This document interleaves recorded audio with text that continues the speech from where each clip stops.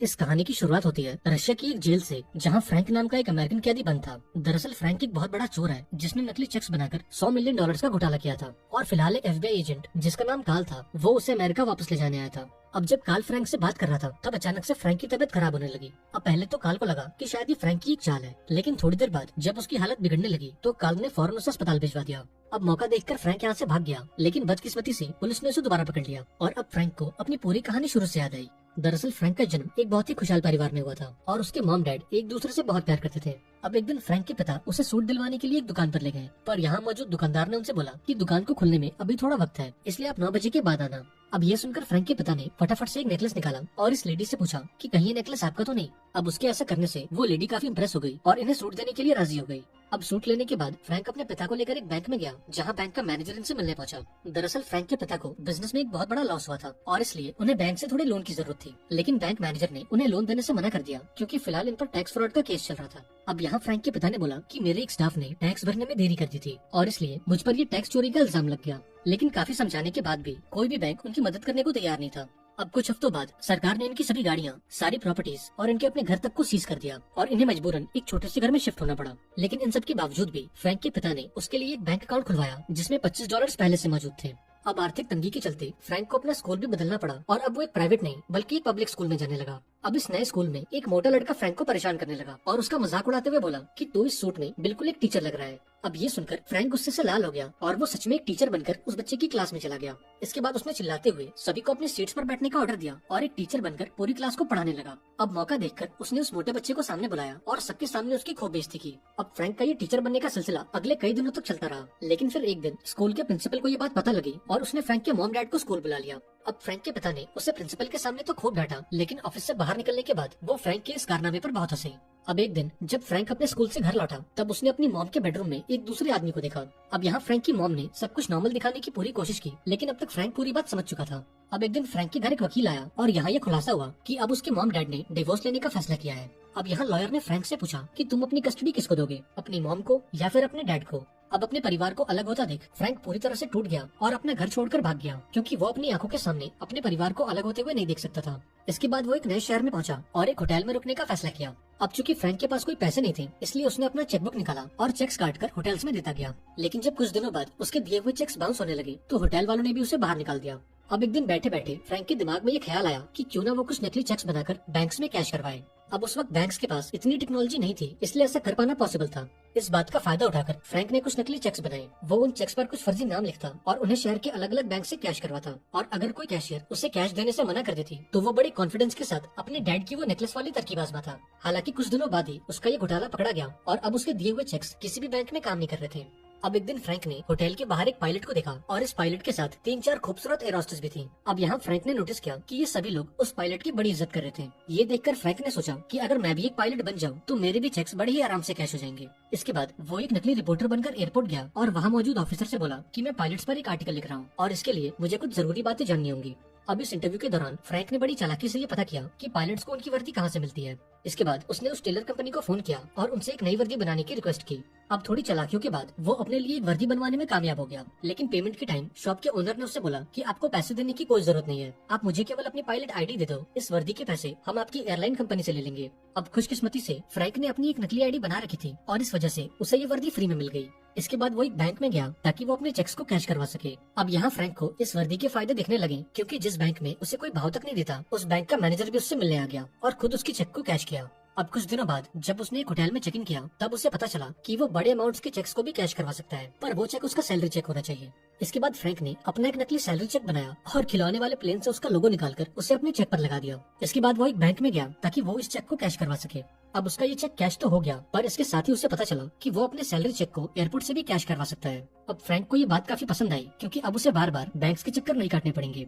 अब एक दिन जब फ्रैंक एक एयरपोर्ट पहुंचा तब रिसेप्शन पर मौजूद लेडी ने उससे पूछा कि क्या आप एक डेडेड पायलट हो। अब बेचारे फ्रैंक को डेडेड का मतलब पता नहीं था, इसलिए उसने जोश जोश में हाँ कर दिया। लेकिन प्लेन में जाने के बाद उसे पता चला कि डेडेड का मतलब है प्लेन में मौजूद एक एक्स्ट्रा पायलट। अब चूंकि फ्रैंक एक असली पायलट नहीं था, इसलिए प्लेन में बैठकर उसे काफी डर लग रहा था। अब थोड़ी देर बाद वो कॉकपिट से बाहर आ गया और एक एयर होस्टेस के पास जाकर उससे बातें करने लगा। अब यहाँ फ्रैंक ने इस एयर होस्टेस को वो नेकलेस वाली ट्रिक दिखाई और इससे भी इम्प्रेस कर लिया। अब प्लेन लैंड होने के बाद ये दोनों एक होटल में पहुंचे और आज की रात साथ बिताई। दरअसल फ्रैंक अपनी उम्र के हिसाब से काफी मैच्योर था, इसलिए किसी को भी उस पर शक नहीं हुआ कि वो एक फर्जी पायलट है। और इस बात का फायदा उठाकर फ्रैंक अपनी लाइफ के फुल मजे ले रहा था। अब कुछ दिनों बाद उसने बैंक की एक कैशियर को भी इम्प्रेस कर लिया और बातों ही बातों में वो बैंक के पूरे इकोसिस्टम को समझने लगा। इस दौरान उसे पता चला कि बैंक के चेक्स को एनकोड करने के लिए एक खास टाइपराइटर का इस्तेमाल होता है। इसलिए फ्रैंक ने भी एक ऑप्शन से एक सेकंड हैंड टाइपराइटर ले लिया, क्योंकि अब तक फ्रैंक सिर्फ एक ठग नहीं बल्कि एक प्रोफेशनल ठग बन चुका था और वो अपने काम को बिल्कुल एक बिजनेस की तरह ट्रीट करता।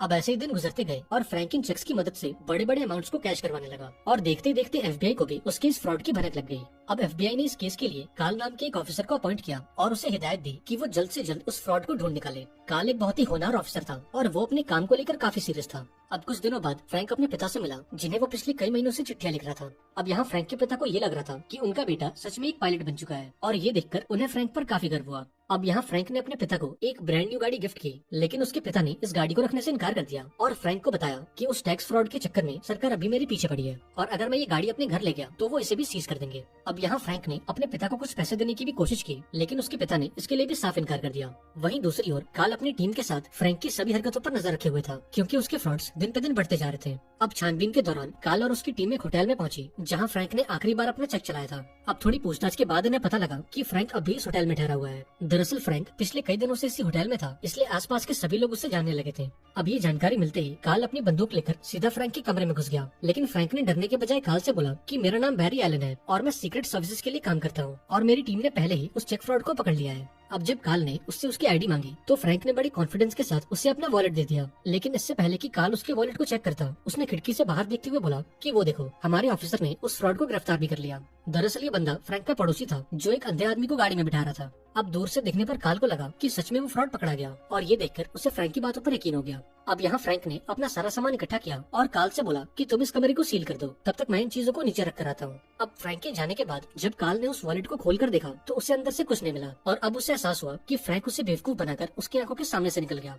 अब ये देखकर काल को बहुत शर्मिंदगी महसूस हुई और जब वो अपने ऑफिस पहुंचा तब उसके बॉस ने भी उसे बहुत सुनाया। वहीं दूसरी ओर एयरलाइन कंपनी को भी ये बात पता लगी कि एक नकली पायलट आए दिन उनके प्लेन्स में फ्री में सफर करता है और जब मीडिया को इस बात की खबर लगी तो उन्होंने फ्रैंक को जेम्स बॉन्ड का नाम दे दिया। अब फ्रैंक को अपनी ये नई पहचान काफी पसंद आई, इसलिए उसने जेम्स बॉन्ड जैसी ही गाड़ी खरीदी और जेम्स बॉन्ड के जैसे ही कपड़े पहनने लगा।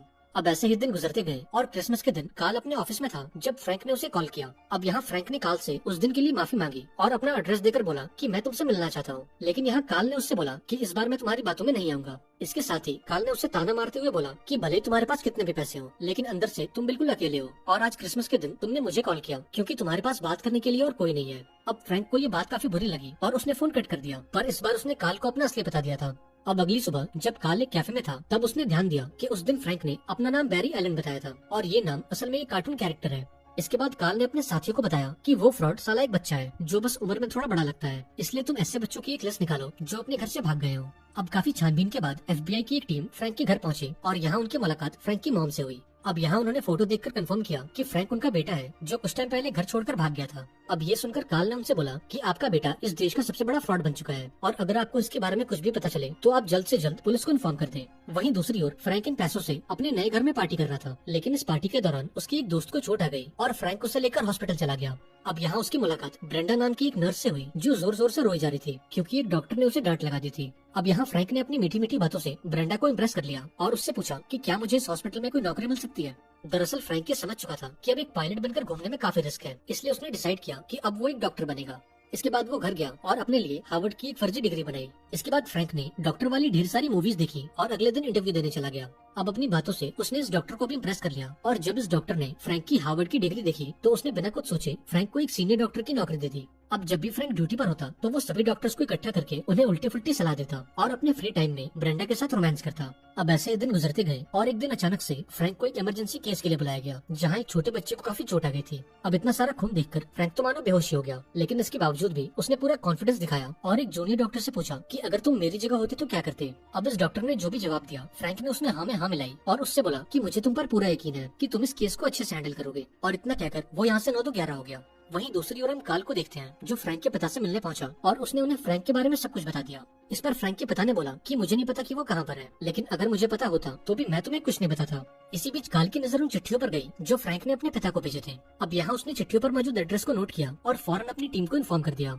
अब कुछ दिनों बाद फ्रैंक ने ब्रेंडा से अपने प्यार का इजहार किया और उससे शादी के लिए पूछा। अब ब्रेंडा भी इसके लिए मान गई, जिसके बाद फ्रैंक उसके माता पिता से मिलने पहुंचा। अब बातचीत के दौरान फ्रैंक ने ब्रेंडा के पिता से झूठ कह दिया कि डॉक्टर बनने से पहले मैं भी आपकी तरह एक लॉयर था। अब ये सुनकर ब्रेंडा के पिता काफी इम्प्रेस हुए और डिनर के बाद फ्रैंक से पूछा कि तुम्हारे जैसा कामयाब इंसान मेरी बेटी से शादी क्यों करेगा। इस पर फ्रैंक ने उनसे बोला कि मैं सिर्फ एक मामूली आदमी हूँ जो आपकी बेटी से प्यार करता है। अब ये सुनकर ब्रेंडा के पिता इतने खुश हुए मानो आज के आज वो अपनी सारी जायदाद फ्रैंक के नाम कर दें।